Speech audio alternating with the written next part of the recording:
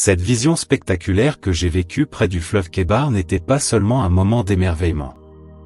C'était une révélation divine, un acte puissant pour me rappeler, ainsi qu'à tout Israël, une vérité fondamentale: Dieu est souverain sur tout l'univers, et rien n'échappe à sa volonté. Ce n'était pas simplement une manifestation de beauté céleste ou une scène à couper le souffle.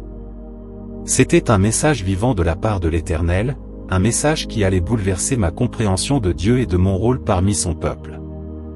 La gloire de Dieu, telle qu'elle s'est révélée à moi, était la preuve éclatante de sa souveraineté absolue. La lumière qui émanait du trône, l'apparition des chérubins et des roues, les sons assourdissants des ailes et la beauté indescriptible de cette vision, tout cela témoignait du contrôle parfait de Dieu sur chaque aspect de la création. Rien, ni dans le ciel, ni sur la terre, ni dans l'univers tout entier, n'échappait à son regard. La scène elle-même était une démonstration de sa puissance infinie. Le trône, au sommet de la vision, était le symbole de cette souveraineté divine. Il n'était pas simplement un meuble céleste, mais un trône qui régit l'univers tout entier. La majesté de ce trône en saphir, surmonté de la lumière éclatante, marquait la domination absolue de Dieu sur tout ce qui existe. Dieu ne se limite pas à un temple ou à une terre. Sa gloire est partout, à la fois transcendante et immanente. Même dans notre exil, loin de Jérusalem, Dieu ne nous a pas abandonnés.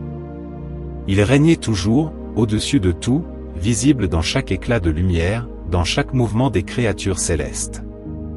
Les roues, couvertes d'yeux, étaient une autre illustration de la souveraineté de Dieu. Elles représentaient l'omniscience divine, la capacité de Dieu à tout voir, à être partout à la fois.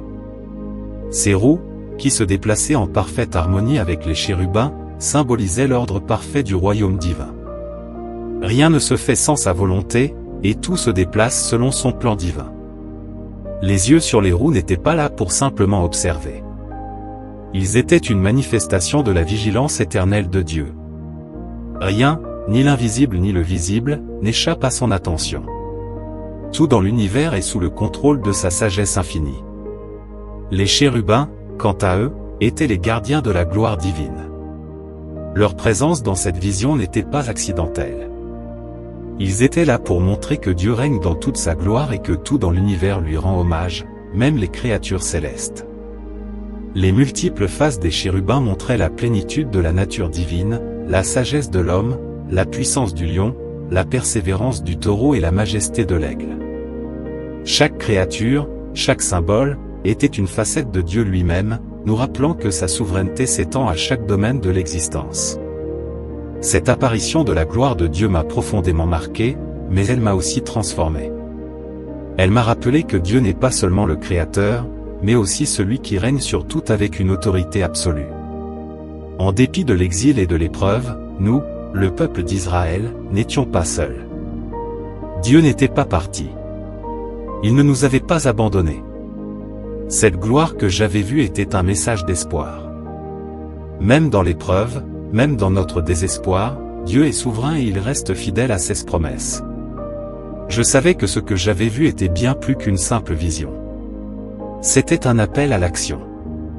C'était un mandat de la part de Dieu pour éviter le peuple d'Israël de son péché, mais aussi pour leur rappeler que, malgré leur rébellion, Dieu n'abandonnerait pas son œuvre. Il régnerait, et un jour, il ramènerait son peuple à la maison, à Jérusalem, à son temple. Cette vision de la gloire de Dieu était le prélude à un appel puissant pour accomplir une mission prophétique de grande envergure, celle de porter le message de la souveraineté de Dieu et de la promesse de restauration à son peuple.